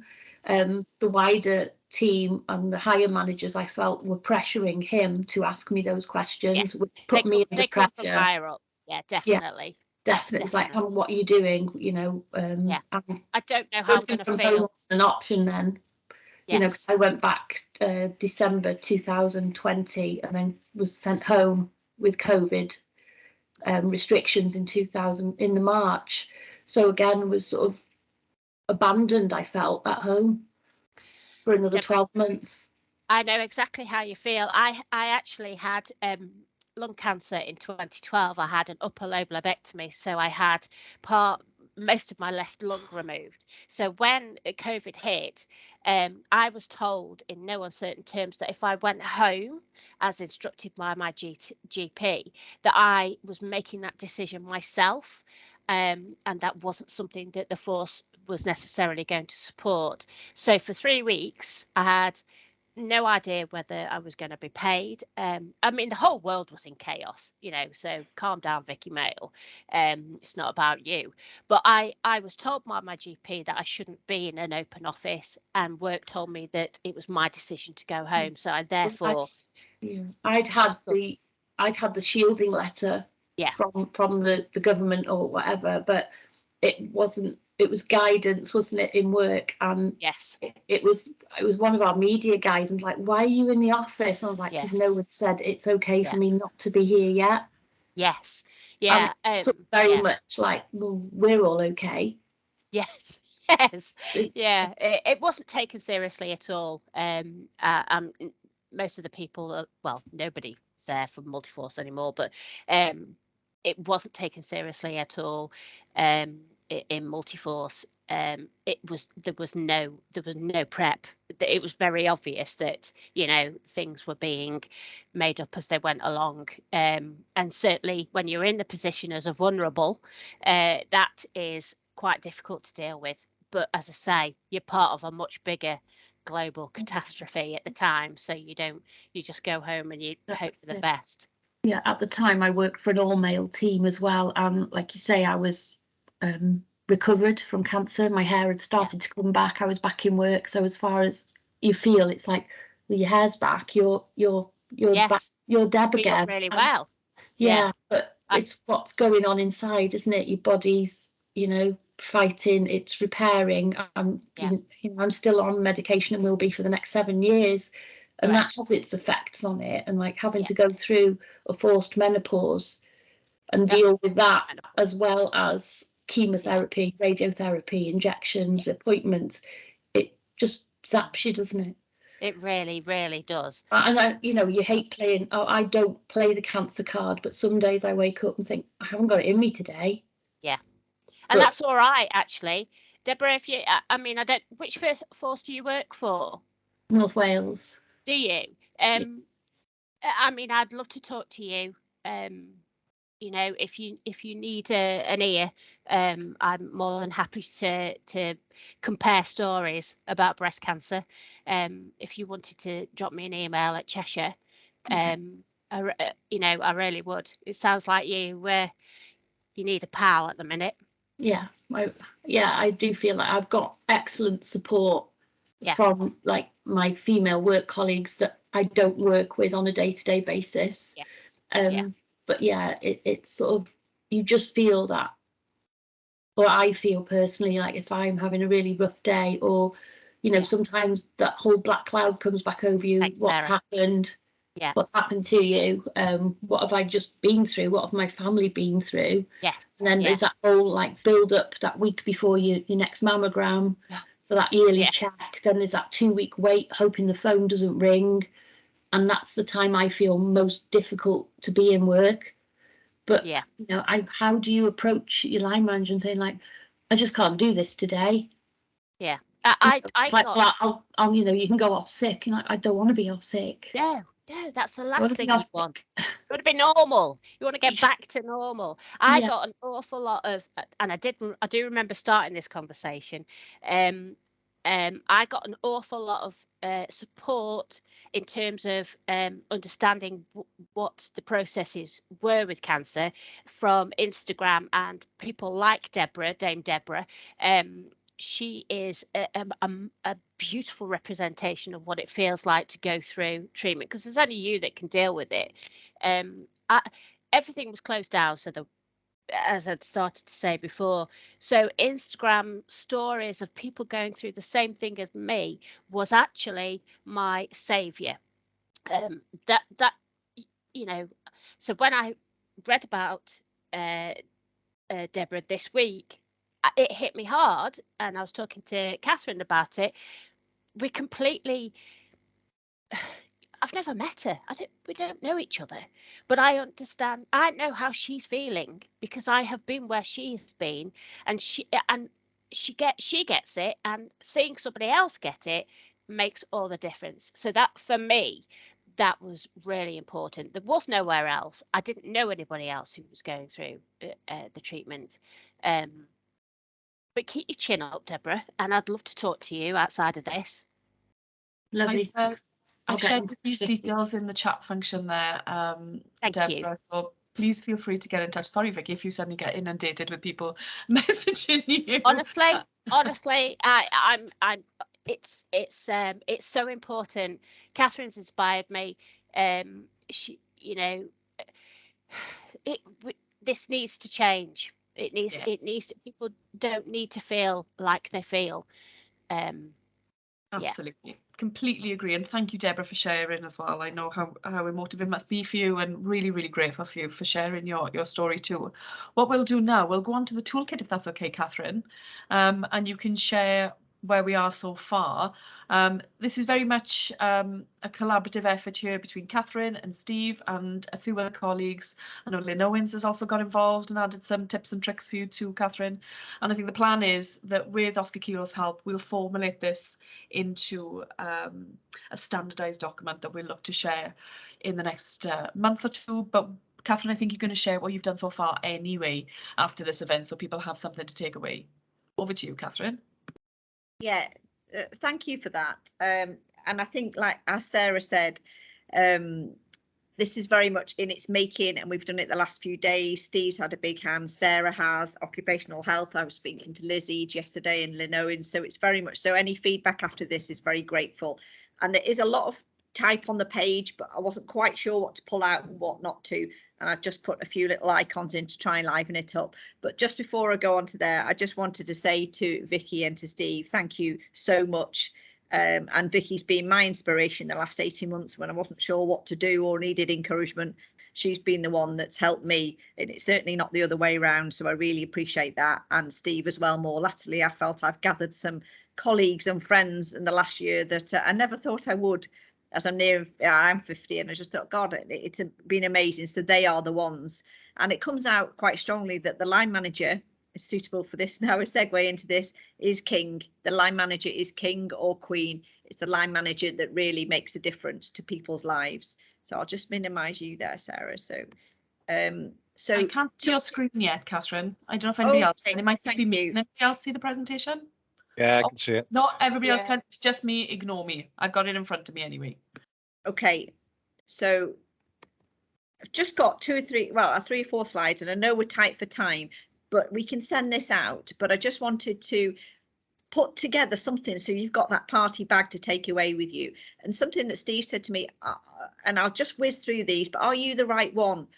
If you've got a positive previous history, because it doesn't always it isn't always smooth, is it? Consider the role of the second line manager. And if you're off, what's a contingency? And like Steve said, people move around a lot in the police environment. And if you are that right person, negotiate the protocols. Who's going to do what? Do you need that support too, to support them? And if you can, speak to and do some homework, research relevant topics prior to the visit. We've got some links that will send you, and I've looked on sort of Macmillan and some of the cancer support networks. They're good generic links until we can get something up and running that's a bit more police orientated. This is sort of obviously for police, the policing family. The key thing that Steve said to me I really love is keep your appointments, schedule them and keep to them, whatever role you are in the organisation, where you're the DEP that dealt with Steve or you're line managing at ever level, keep to them.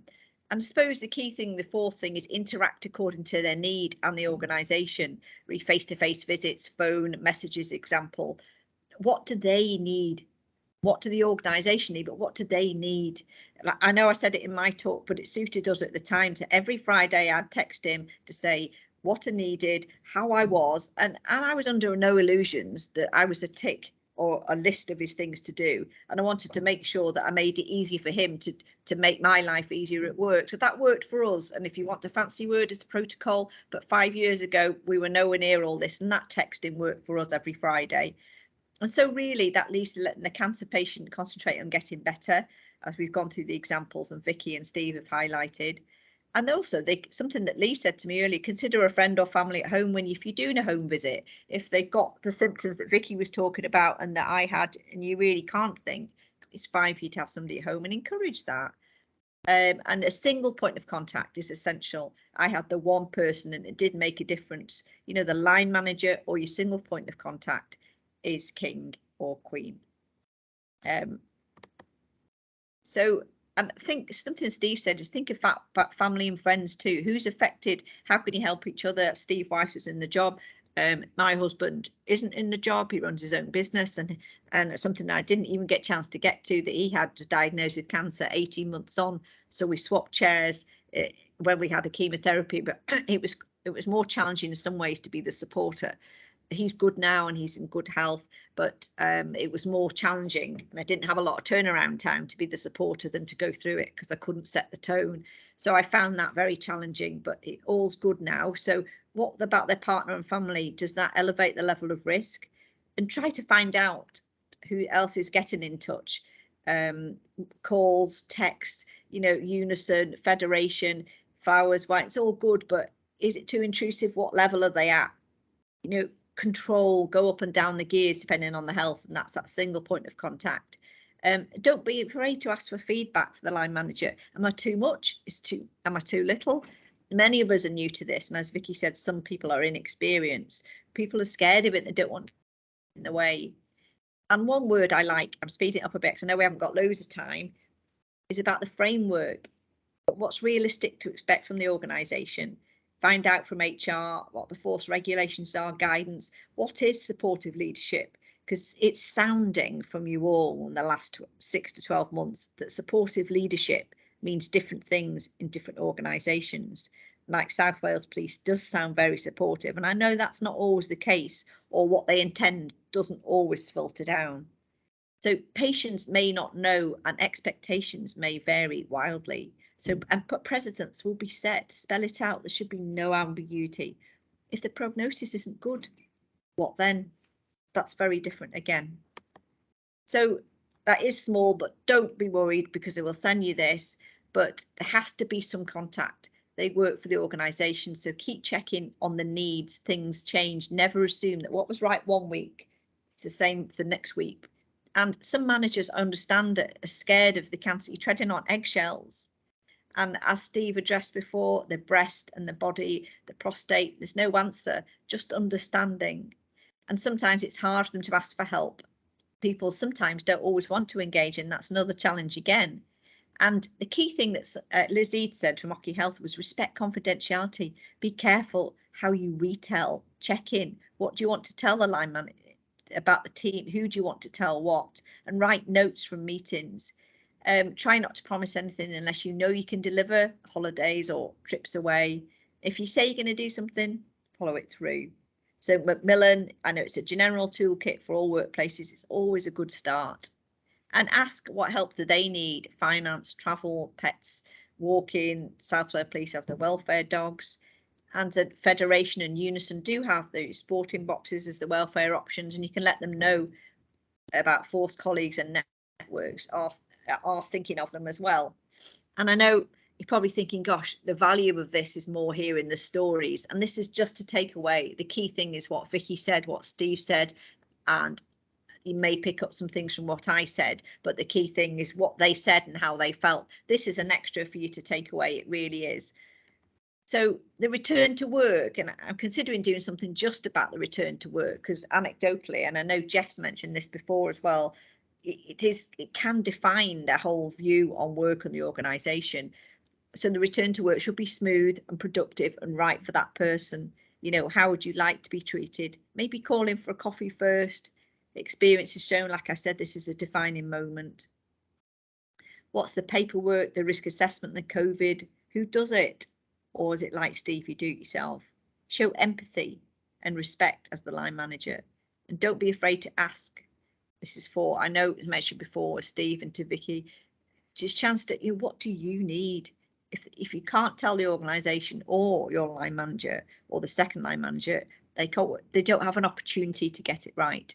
People are rethinking their lives after this, never mind their job. So keep checking in and asking what do they need, and don't be afraid to ask yourself. And you really need to as a line manager or yourself going through, you need to feel well enough to work 4 hours. It doesn't need to be every day, but if you're thinking about work, that's what you need to be able to do, really, if you're coming back into the workplace. That's generally the rule. But occupational health should be able to help, and they'll make a referral. You can make a referral if they're okay with that, the patient. So just coming to the final straight now. So tips for colleagues is don't be afraid to ask how they are, listen, and try to avoid your stories about others with cancer. It's a natural thing to do, but this is me. Try not to self-discuss unless appropriate. And even something, I was speaking to Lynn Owens about it, you know, she's I think she was a chief constable in Surrey, even she has the same thing, and even very high-ranking Home Office would go on a lot about their own story, but she said it didn't really help her. So it just shows whatever level you're at in the organisation, it doesn't help unless you're invited to talk about your own story. So again, it's listening actively, the main thing as a line manager or colleague. Your body language, you won't know all the answers, but just listen. And the patient is like to feel vulnerable, as we've discussed, maybe more sensitive, and be okay with the silence. So ask what you can do, especially at work, but don't overpromise is the key. And I know we've got that bit of slack of 10 minutes. So I've learned that people will forget what you said, people forget what you did, but people will never forget how you feel. And I really, really love that, because I hope today you go away thinking of how Vicky made you feel, of how Steve made you feel, and some good tales and ways to make it better for the future. And if I hand you over to Sarah, let me just get back into my team so I can stop sharing. There you go, not too bad on that little thing. Thanks so much, Catherine. If you stop sharing your screen as well, there we are. Great, we're all in, and I think we're kind of back on track now. So there's still a couple of questions outstanding in the Slido chat. What I was going to suggest to Vicky, Stephen, Catherine, if it's okay, if I circulate those post-event, we can then circulate them with the toolkit as well, if you just don't mind adding a couple of lines of your own personal comments. But I think we've probably discussed an awful lot of them already. It's questions around how do we improve the policy and the process around pay, how do we ensure standardization and those kind of things. So I think we've probably touched upon a lot of those already. The final thing we asked our speakers to think of was just what is the one thing that we think organisations can do better, and what is the one thing that individuals can do today when they leave the session. We always like to give people takeaways whenever we do our local webinars, and I think it's a nice touch to give a kind of call of action, really. So if I may, I'm going to go to the speakers, if that's okay, to ask. I'll go in the order that we came in. So Catherine, what do you think organisations, the one thing organisations should do, and the one thing everybody can do today when they leave? Well, I feel very strongly that the organisation should not leave it to chance and give one person always right, who is their single point of contact? But that as part of their policy, that they have to have a single point of contact. And what would we all take away? And it's something I'm not natural at, but I work really hard at since this, is listen, actively listen. And I work really hard at that. And that would be my takeaway. Brilliant. Usually we're listening so that we can start speaking. So yeah, it's a really hard skill. Steve. Thanks, Sarah. I think organisationally, I think we've got to be bolder to try and be the organisation we all want us to be. I think I look at policing and I look at this community now. I think a part of the policing cancer community now, you can see, everyone with shared experiences. We all can empathise, reflect in one another's journeys, etc. But there's such a consistency of poor management. And it could be down to inexperience, it could be down to ignorance, it could be down to the brutal fairness. But we're all people that make up this organisation, and we can make these subtle changes to make it more personable. And that's what I'm trying to do. Because I say with my voice, being a BCU commander, trying to make that sickness contact more personable. Interactions with people's lives, about being part of this unique policing service, with an unbelievable vocation. I think sometimes we need to take stock of that and make a bigger effort to be more inclusive, more personable, more empathetic for the challenges we all face. So that's organizationally. Individually, check yourself out, and don't delay. My story, Vicky's story there, I think we both put it down to something else, because conceivably we were hoping it was going to be something else, and just acted it, because the GP told me, even if you have gone there and it's nothing, that is a fantastically successful consultation for a GP, and don't feel worried about overburdening them. So that's what I took out of some conversations I've had doing this bit of cancer circuit. So on the cancer circuit. Yeah. Vicky, thanks, Steve. Vicky. The cancer circuit. I've been asked to be on a podcast, so I feel like I might be part of that cancer circuit. From my perspective, if you are a manager and you find yourself in a position where you've got somebody who is poorly, who has been diagnosed,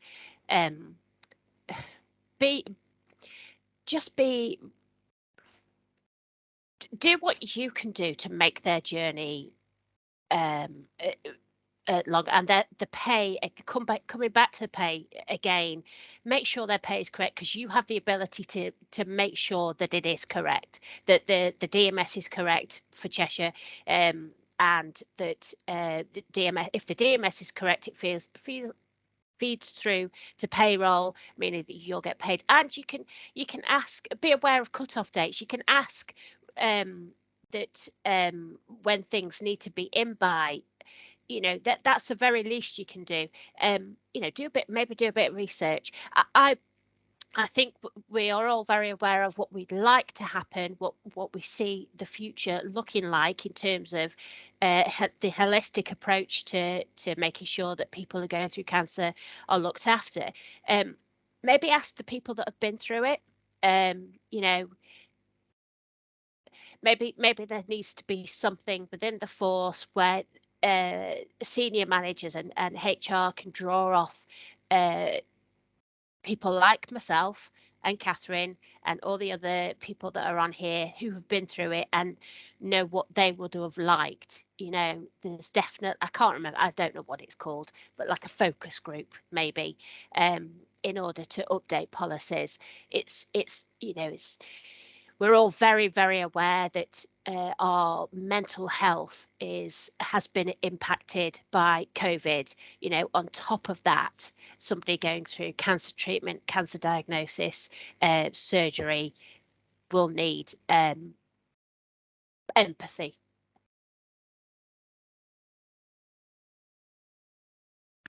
Definitely. Thank you so much, Vicky. Lots of people agreeing with those comments as well. I'm just going to go very briefly to Rachel, because Rachel's offered a positive story about the letter, and I don't believe it unless I hear it, Rachel. And then we'll close. Thank you, Sarah. No, it is true, honestly. I'm employed by Bedfordshire. I've been police staff across a couple of forces now, but for nearly 22 years. I was diagnosed with bowel cancer in October 2021 after a sudden, unexpected admission to hospital. The story's for another day, but this particular point I wanted to make was that when that 6-month letter was due, I knew it was due, but in a conversation with my line manager, I'm lucky enough to work for URSU, so we have our own SMT and chain of command. I didn't get the bog standard letter from Force. Our head of unit, who herself is very proactive and not frightened to stick her head above the parapet, she actually disregarded that letter, but sent me a personalised letter from her, still explaining the things that she needed to by Force policy, but it softened it a little. But along with that, she invited me to submit forms to request that Bedfordshire take my case on its own merits, which apparently is a policy that Bedfordshire have that I wasn't aware of. She sent those forms, invited me to fill in the section I needed to apply to stay on full pay for a little bit longer, just until I'd finished my treatment. That was all I needed. And she made it quite clear that she would support that. So it kind of softened getting the letter. I did those forms. Once I'd done the section that I had to do, it was taken out of my hands. I heard no more until the day the letter dropped on my doormat from the chief officer saying that they'd approved the extension to pay. Now, I'm single, I live on my own. This has all happened in COVID. Like Vicky was saying, I've had to go through the diagnosis, the appointments, the surgery, everything, the chemo, completely on my own. So I'm the only wage earner. So again, I think, as others have touched on, money's a big concern when you've got a mortgage and bills to pay. So to get that letter, but softened and tailored, knowing and accompanying the forms that I needed to fill in, I'm waffling now, I'm sorry, it was quite an emotional time. To be given both at the same time and to be invited to apply for something I didn't know I could was pretty unbelievable. And yeah, it's true. I'll show you the email if you don't believe me, Sarah. But to get that letter land on my doormat to say they'd honoured keeping me on full pay just for an extra 2 months. Yes. As it turned out, after a fight with Oc Health, I went back 2 weeks ahead of that deadline. Yeah. But the difference it made was unbelievable. And I think there's something, thank you for sharing that, Rachel, because I think there's definitely something around, as you say, empowerment of supervisors to be able to push back. I know there's lots of comments on that in the chat function. There's something around the standardisation of national policy and process, and being clearer that actually it's probably the same in all forces. You do have that empowerment to push and to be a little more giving. And also some support around training and champions. And as you say, you went through that on your own. The ability to have someone in Force, like Catherine's been talking about, buddies and champions that you could dock in with and just check in with you and have a conversation with you about it, I think is really important. I think we're going to have to wrap up there because we are coming to the end of the session. An enormous thanks to Steve, to Vicky and to Catherine, and to Jenna of Oscar Kilo and Johanna of Oscar Kilo as well, who have done fabulous work in pulling this together. Really, really grateful. Catherine, do you want to end on what's next? Oh, well, there isn't anything planned Yes, next. there's loads. That's the thing. There is. But I was just having a moment thinking I enjoyed that. But yes, the thing next is I want to do something bespoke about back to work. I do some work now with Oscar Kilo, which I'm very grateful for that little bit of time I get.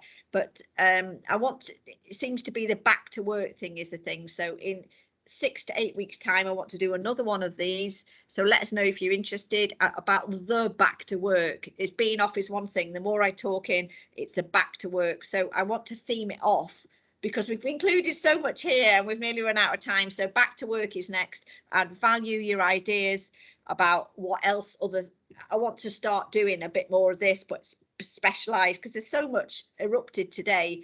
Back to work, and then I'd be grateful. So I'd like to do something every 6 to 8 weeks. So please let me know if you'd like to be involved, and two, some ideas about a theme for future networks. You know, begin with the end in mind is I'd like to have didn't matter for which force you're in, that you're treated well, like a proper cancer network and a national guidance, but we're way off that. But this is a really, really good start, and the back to work is our next thing. And please let me know what else you'd like. Thank you, Sarah. Brilliant. I've added the Slido link in again. I'll leave it open for a day or two. So there's an ideas tab in there. Use that to add in any themes you'd like to see and any future sessions you'd like to see. And of course, we can capture that then for Catherine and the Oscar Kilo team and share that back with you all as well. But thank you for attending. Thank you so much for sharing all that you have. Really, really grateful. It's a real privilege to be part of these conversations. And have a great day, everyone. Nice to meet you all. Take care of yourselves. Bye now. Thank you. Bye.